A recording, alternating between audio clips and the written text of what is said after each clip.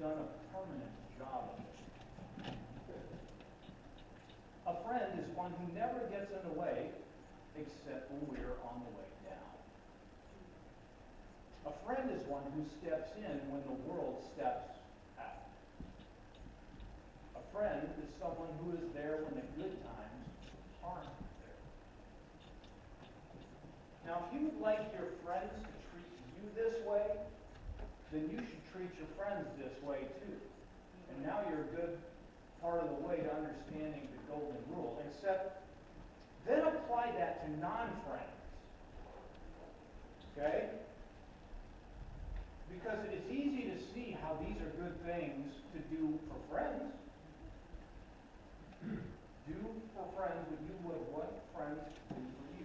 Now take that and widen it to others, all others.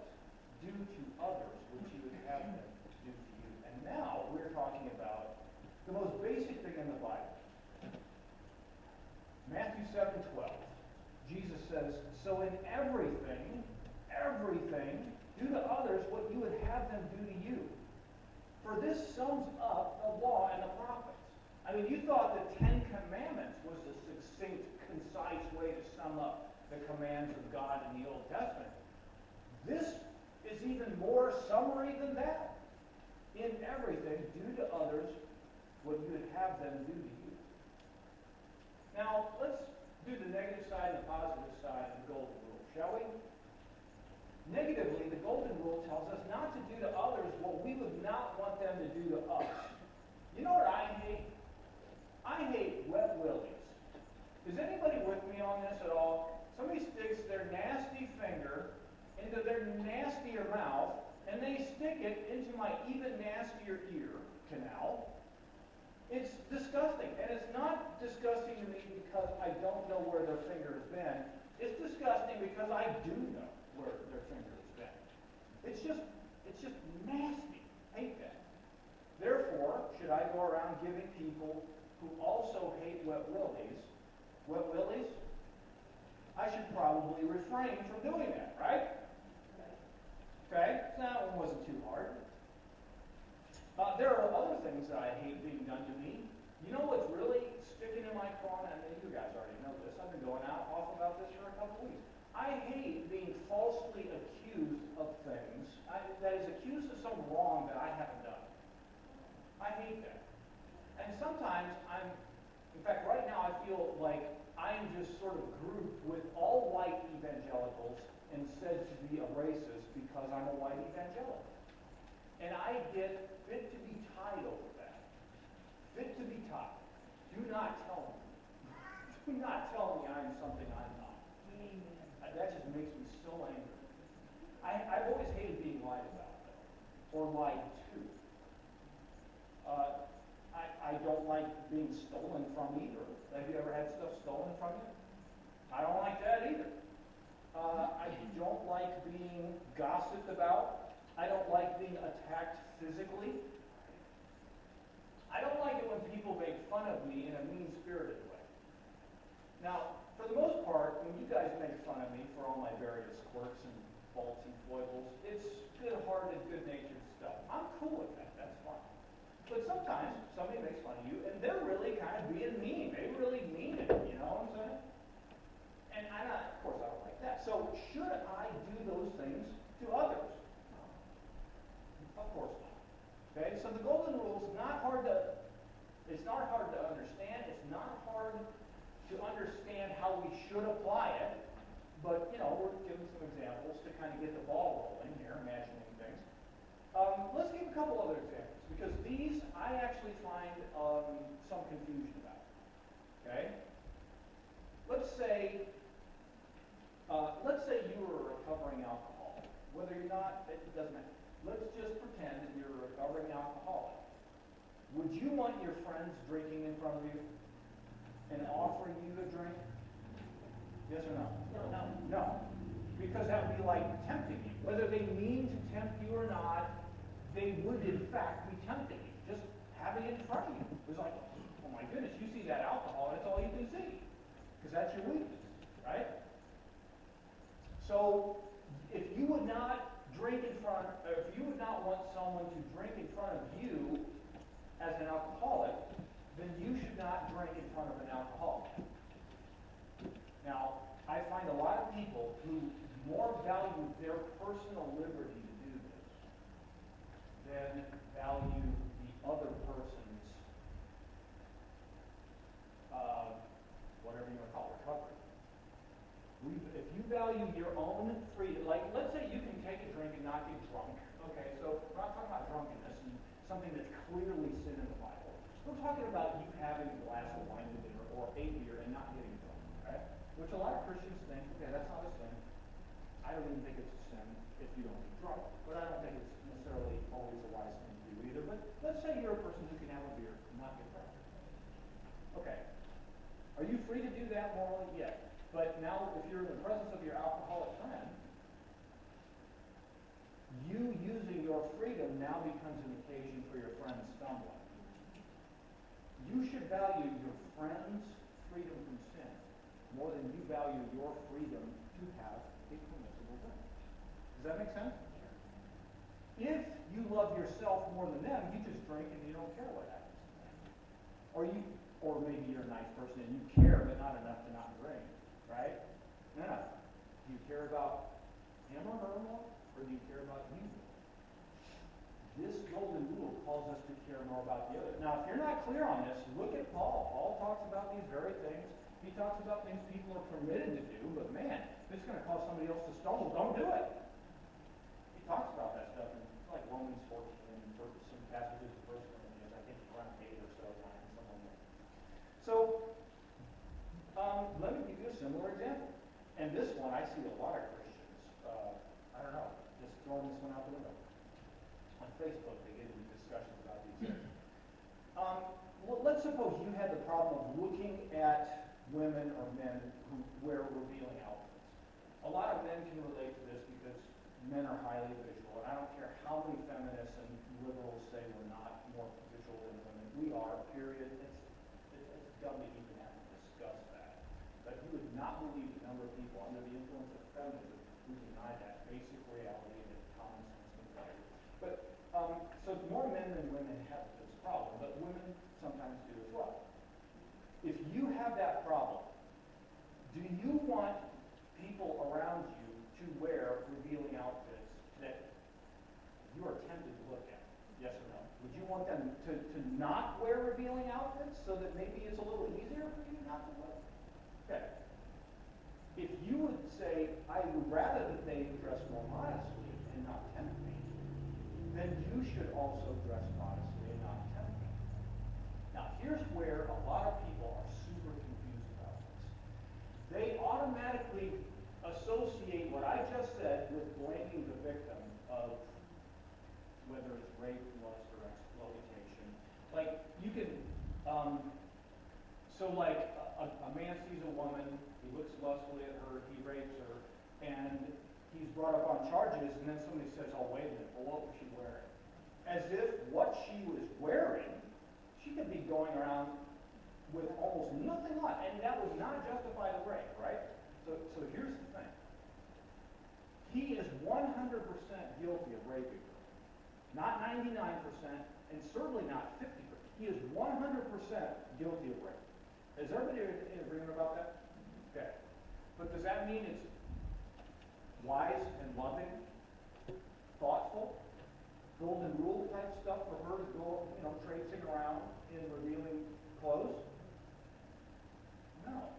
So she can be 100% guilty of tempting someone to look at her, and he can be 100% guilty of raping her.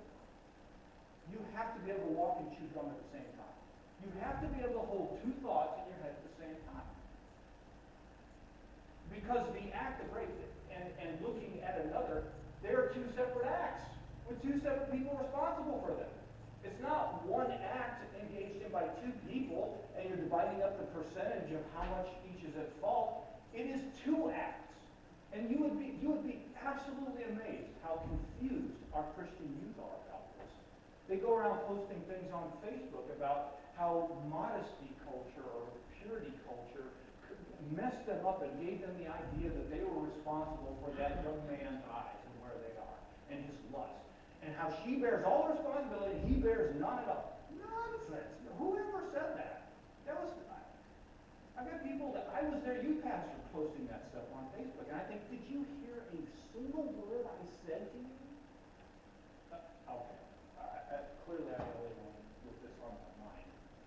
But my point is, that is a concrete, practical example that is often disregarded of how to apply the golden rule. In the world you live in, the secular culture has rejected our beliefs about sexual purity anyway. So obviously they dress in accordance with their different sexual morality. They are libertines, and therefore they act like libertines and dress like libertines. And what you've got now are Christians who somehow are trying to make the Christian faith out to be consistent with at least some aspect of their libertine sexuality. And I say, no, we're sticking a stake in the ground, and we're not budging. I don't care how much you make fun of us. I don't care how much you mischaracterize our teachings and make them easier to knock down by the story. I don't care how many victims of oppression you can trot out there. I mean, that's terrible, but my goodness, it's not because we believe what we believe. When people get oppressed for their sexual preferences and lifestyles, that is a failure to practice the golden rule. That is not because of the golden rule. That is, people who persecute gay people, for example. They aren't persecuting gay people because they're believing and practicing the Bible. They persecute gay people because they're not practicing the Bible. And therefore, all oppression of gay people will not be laid at our feet as if we're all to blame, and as if our belief system reflected in Scripture is the point. But now I'm on a tangent, so let's go on, shall we? I just had a few things kind of building, stirring, getting me going, and now I feel better. Praise the Lord. All of this golden rule requires us to think before we speak and act, right? Think before we speak and act. Easier said than done, right? And you have, what is it you're supposed to think about? Well, how it's going to affect others, for one thing.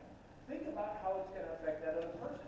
And one real good way to do that is to just put the shoe on the other foot. Imagine yourself receiving that same treatment yourself, and then you'll understand why that's a problem, and then maybe not do it. So I'll give you an example. There's a grandpa who lived with his family. And as grandpa grew older and older, he kind of lost, some of his bodily control, and he would slobber and spill his food, sometimes when he ate. And the family, grew so annoyed about this sort of thing, they had him eat alone. He wasn't at the dinner table with them. He was off in a separate place. And one time, he dropped his bowl and broke it, and they scolded him, and then they got him a cheap wooden bowl so he wouldn't break the stuff when he dropped it. And Grandpa was incredibly unhappy. But one day, the parents, that is, the grandpa's son and his wife, these parents saw their son, little son, carving something with some wood. And they asked him, what do you do? He said, well, I'm making a wooden bowl for when you two get as old as grandpa and you spill stuff like he does.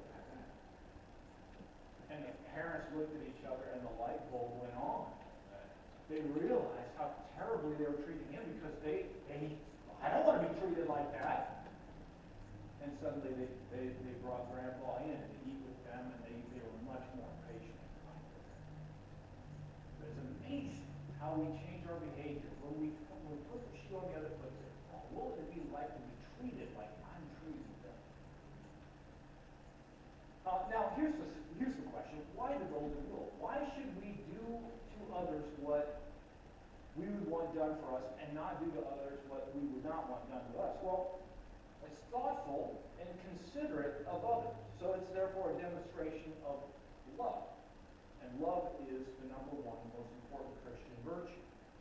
Now, I'm not going to go into a big thing about love here, but I will say this. Love, though it has an emotional component, I don't know if I'd say source, but it has an emotional component. it's sincere, right? It's not just the emotion. It is treatment. The golden rule is to do for others what you have to do. Okay? So you can be loving in your actions or hateful in your actions towards another person. And the focus of this is on what is done. There are other scriptures that talk about the need to love sincerely. That is, what you're doing that's kind for others, make sure there's something in your heart that corresponds to that kind action. Make sure your love is sincere. And you can ask the Lord to do some surgery on your heart if you're not feeling it. But let me tell you something. You cannot wait until you feel it to obey the golden rule. Amen. Obey now, and God will help you with the feelings later. But obey now. Okay? That's the part. So it is thoughtful and considerate, and so a demonstration of love. Also, another reason for the practicing the golden rule. Other people are valuable. They are made in God's image and likeness, just like you are. Now, whether they are as godly as you or not is not relevant. They are made in God's likeness and image, as you are. And therefore, they are deserving of such respect. When I say deserving, I don't mean that they're morally praiseworthy, morally deserving. I mean that just by virtue of what she is made according to the image and pattern of God. She has a status that is not conditional upon any skill, any moral virtue, or anything else. And he's the same way. We all have equal value before God, every human being, from the moment of conception all the way through your life. So, whether they are morally upstanding people or not is simply not relevant to how you're supposed to treat them. Treat them that way because they're made in God's image and likeness. Now, let's do the positive part, because that negative thing was a little bit of a downer a couple times about what not to do. Let's talk about what to do, some positive stuff. The golden rule tells us to do to others what you want them to do to us. Now, notice this is a command. It's an imperative. That's the grammatical term for these things. It's a command. It's not a bit of advice. Okay? This is the Lord Jesus telling us the golden rule. And it's also not conditional. It does not matter how the other person treats you. We're to do to others what we would have them do to us, regardless of who they are, what they've done, how they have treated us in the past, how they are likely to treat us in the future, how they're treating us right at the moment in question, right?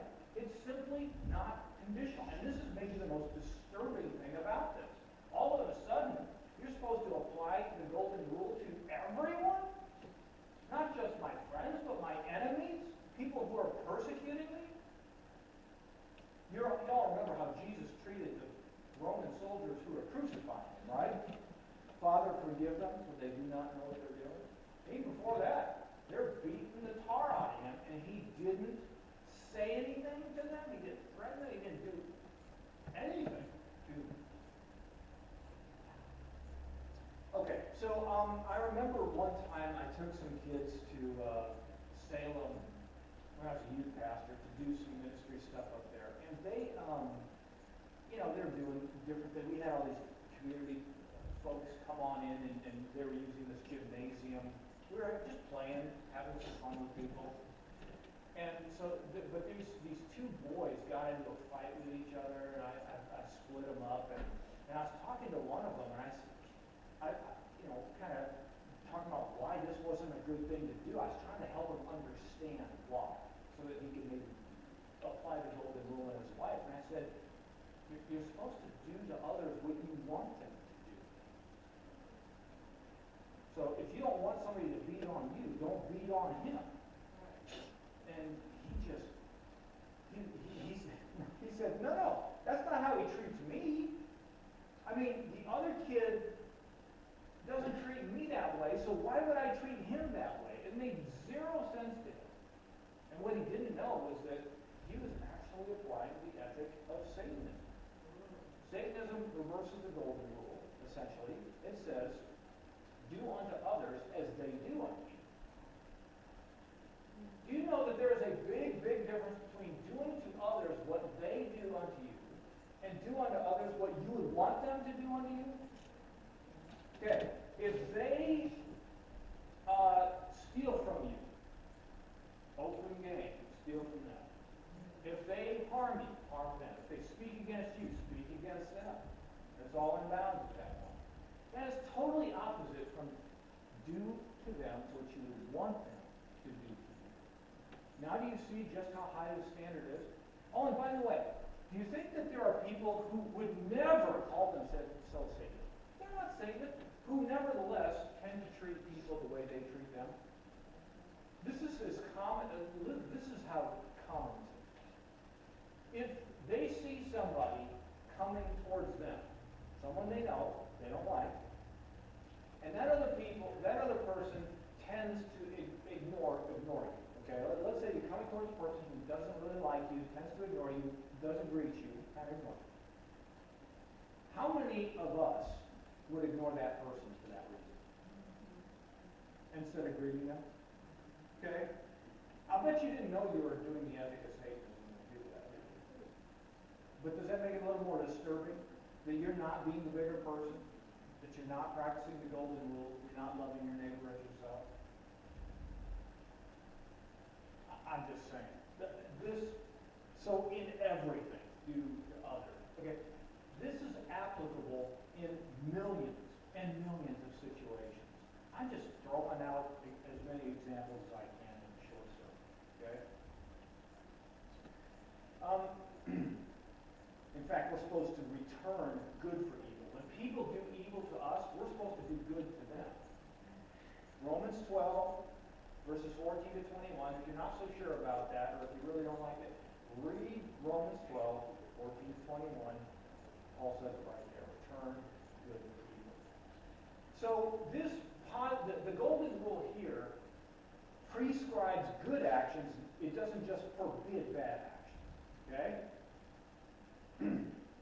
So, let me give you some examples. How many of you like to be complimented sometimes? Okay. So, compliment others. Okay? How many of you like to receive gifts from time to time? You don't have to feel like you're greedy and covetous to admit that. We like getting little thoughtful gifts. Well, then give some gifts to others. How many of you like it when someone helps you with chores and just offers it to you? You don't even ask them. They just see you doing something and they just, of course, look at her waving her hand in the air, making sure that Haley notices sitting right there. Yeah. I think that's every parent, by the way. It's one thing when we ask our kids to do stuff and having them comply and do it well. It's another thing when they just do it without ever being asked. It's just a different level. And then you know, oh wow, we did something right. But how many of you like to be left alone to read, in peace and quiet sometimes? Well then, maybe leave the readers in your life to read sometimes. Do you like to get, how many of you like to get a text or a message or, Facebook or whatever, with little emojis or gifs or funny little things or band? How many of you like that? It just kind of picks up your day a little bit. Well then send some funny texts or, warm texts to people, for goodness sake. Do you like to be greeted? Or do you like to be ignored? Okay, I like to be greeted. Okay? Well then I better be friendly and greet others too. How many of you like it when people smile at you? I do too. Just a simple smile. Then I should smile at others. Right? So this relates to everything we do. We should be applying this at work, at school, at home, in the family, just with peers, with parents, with brothers, with sisters, with everybody. Okay? And again, why? We're back to that basic explanation of your neighbor as yourself. Because your neighbor is just as valuable as you are. Think of it this way. You've got a Father in heaven. You're his son or his daughter. And you feel the love of your Father. Isn't that wonderful to feel loved by your Father in heaven? When he does something for you, he answers your prayers. He encourages you when you're down one day, or provides for you when you need some practical, some money or something. So you've got this Father smiling upon you from heaven, and it feels wonderful. Well, guess what? That person over there, they have the same Father, and He feels just as much love and affection for that person as for you. And He wants His whole family to get along like a bunch of good brothers and sisters. I couldn't just say brothers and sisters, because brothers and sisters don't get along, right? Automatically. Good brothers and sisters. Okay? He wants that happy family. So you're gonna stand before the Father, and you're gonna give Him an account for how you treated the Father's other kids that He loves as much as He loves you. Do unto others as you would have them do unto you. Now notice here, Jesus did not promise that the other people that you're treating this way would then return the favor and treat you that way. You're treating them lovingly does not necessarily mean they will treat you lovingly, right? They may treat you poorly. It does, however, make it more likely that the other person will treat you well, doesn't it? Okay, if you treat people hatefully, it makes it likely that's going to come back towards you. What goes around comes around. Pretty much in the form in which you send it around to begin with. But if you love, that comes back around too. It's kind of like this old mythical story of the lion and the mouse. A mouse woke up the big lion from his sleep. And as the lion was just about to eat that mouse, hors d'oeuvres, I think he called it, the mouse protested, said, "Please forgive me and let me go, and I may someday help you." The lion agreed to the idea, but he kind of laughed at the idea that a little mouse could ever help him with anything. Well, sure enough, a day came along when the lion was caught in a hunter's net. And the lion, trying though he may, couldn't free himself. But that mouse saw what was happening and came around and began to chew the ropes. And he chewed them up with his sharp little teeth until the lion was able to get free of the ropes. And the mouse said, "As you help me, so I also help." I am not saying to help others so that they will help you, but I am saying, though there's not a promise the other will return good for good, it is likely they will return good for good. And in that way, your goodness can help you to be salt and light. That is, you send more generosity out into the world, and they begin to pay it forward, pay it back, pay us on. But generosity begins to spread a little bit. You're patient with others' faults and foibles, and then somebody else may be inspired to be a little more patient. You forgive, others may see your example and begin to forgive a little bit more. That's the concept. That's the concept. Okay, so I've given you some scenarios. Let me give you one more, just for fun. Suppose someone at work started a rumor that you are a Trekkie, a Star Trek fan. Okay? Now, except for Larry, most people realize that could be a reputation killer, right? Just saying, they call Star Wars people geeks or Star Trek people geeks. I'm a big Star Wars person, so I guess I'm a geek. You're a Star Trek geek, fine. But, let's just say that you were trying to keep that under wraps. And, but somebody at work starts that rumor that you're a Trekkie. So what do you do in return? Multiple choice. A. Mandy's in school right now, so multiple choices slide up here. Right down there. Start a rumor saying she only knows that because she showed up at the Trekkie convention dressed up as a Klingon. That's one option. B. Put her in her place, right in front of everybody. Just read her the right. C. Greet her the next time you see her as though nothing had happened at all. Or D. Ask her why she started the rumor. Now C and D are pretty good. Maybe you need to resolve it with the other person, but sometimes an offense can just be overlooked without a big conflict resolution. Just get over it and treat them like it never even happened. Do unto others as you would have them do unto you. Now, how many of you, by the way, would rather, like, let's say you slip up and you say something, gossipy about somebody else at work. Would you rather that they read you the riot act? Would you rather that they lied about you in return, or would you rather that they get over it, or even resolve it? I mean, do unto others as you would have them do unto you, right? More seriously, suppose you were getting mugged in an alley. Now, it's a little hard to imagine in Brookings, but, contextualize this. Imagine you're in the largest city.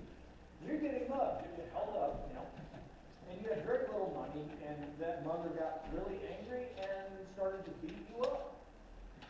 Now, suppose that you saw somebody else coming in the alley towards you, and then realized what was going on.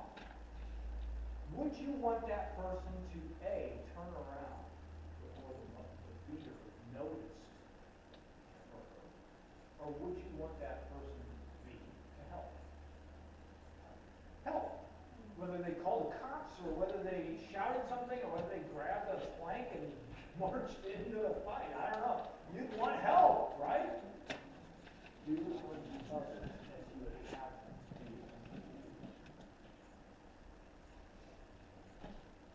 I'll give you one last thing here, okay? I was reading a website years ago called religioustolerance.org, and they were kind of mostly kind of from a more secularist perspective. They were calling for people of different religions to be more tolerant of each other because they thought that religions tended to fight against each other and all sorts of stuff. And a lot of that is trumped up more than it's really happening. But one of the statements they made on that website was this. In our opinion, the greatest failure of organized religion, and I know you hate that word, but spirituality, whatever, Christianity, you can call it anything you want. One of the greatest failures of organized whatever this is its historical inability to convince their followers that the ethic of reciprocity applies to all humans, not merely to fellow believers.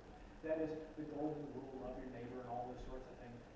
Only they treat each other that way, but not people outside of the faith that way. Only when this is accomplished will religiously related oppression, mass murder, and genocide cease. And again, I might think that there's some overstatement of the religion's guilt in such matters, but I do think that they have a point. I do think that it's hard for Christians to do unto Muslims as they would have Muslims do unto them. I do think it's hard for Christians to do unto atheists as atheists do unto them. I do think it's hard for believers in traditional sexual morality to treat LGBTQ people as they want LGBTQ people to treat them. I think it is hard for Christians to treat, so if you're a conservative Christian, I think it's hard for conservative Christians to treat leftists as you would have leftists treat you. Because leftists slander us. They make us out to be the worst type of people possible. And they lay all of the problems in our society squarely at the feet of the conservative, especially white evangelical church. And if you hate to be lied about, that makes you mad. If you hate to be falsely accused, that makes you mad. So how are you going to treat the leftists? Are you going to treat them that way? Are you going to accuse them of the worst possible things and set up? Are you going to treat them the way they're treating you, or are you going to treat them the way you want them to treat you? So you can't accuse me of not being practical in this message. Sometimes I get a little theological and not so much. You can't accuse me of that. Those are many cutting-edge, like right now, relevant examples of how to put this into practice as I can think of in half an hour. So there you go. Now, how many of you notice that this is really going to be hard to do? Super hard, okay? Easy to understand, difficult to apply. How many of you then know that you're going to need to go outside of you for this? You can't just pull yourself up by the moral bootstraps if you haven't been doing it. You're going to need power. Power. From outside of you. You're going to need the Holy Spirit to help you do this. And I'm going to need it too, because, man, I'll tell you, who can claim that we're living consistently and perfectly according to the golden rule? Easy to understand, hard to apply, but that's why we've got the Holy Spirit to help us to die to sin and consider sin dead to us on the one hand, and to come alive to righteousness so that we do the will of God by His Spirit. Let's stand and pray. Father, you have given us the golden rule, and it's hard. We don't feel like applying the golden rule. When somebody doesn't like us, we don't want to be nice to them. When somebody's really mean to us, we don't want to be nice to them. We want to return that. Well, I would say that's human, but it's not. It's more like beastly. We're instead of stepping up to become godly, we're stepping down to become beastly. And Lord, we, your people, we're supposed to become more like our Father. Lord, we pray that you would help us to do unto others as we would have them do unto us. Not only by refraining from evil, but actively engaging in doing what is good. That requires us to take our minds off of what we want to do and put our minds on what others might want. And I pray that you would help us to be humble enough to be self-forgetful. To just not be preoccupied with what we want every moment. We pray that you would give us the ability, the willingness to think of the other. And we pray that you help us to put the shoe on the other foot. When we're treating someone some way that's not very good, help us to imagine what it would be like to be treated that way. And then boom, we can turn and change. We pray that you would help us make those things right. But we really pray that you would help us to be proactive at doing good to others, especially those who might think religious people are bad, judgmental, evil, nasty, whatever, all those caricatures, sometimes mischaracterizations, sometimes accurate, I suppose, for some. But Lord, there are those who just don't like the church. Well, help us to show them your love. Help us to open their eyes to your goodness by our actions. Help us then to be light in a dark place. Help us to influence the world for good. We thank you, Lord. Give us your Spirit. Pour out your Spirit. Give us your power. You have given us everything we need for life and godliness. You have given us your Spirit. Breathe life and power into us. In Jesus' name. Have a wonderful week, everybody. And happy Independence Day. Go blow something up. No. Not my mailbox. I just put that up.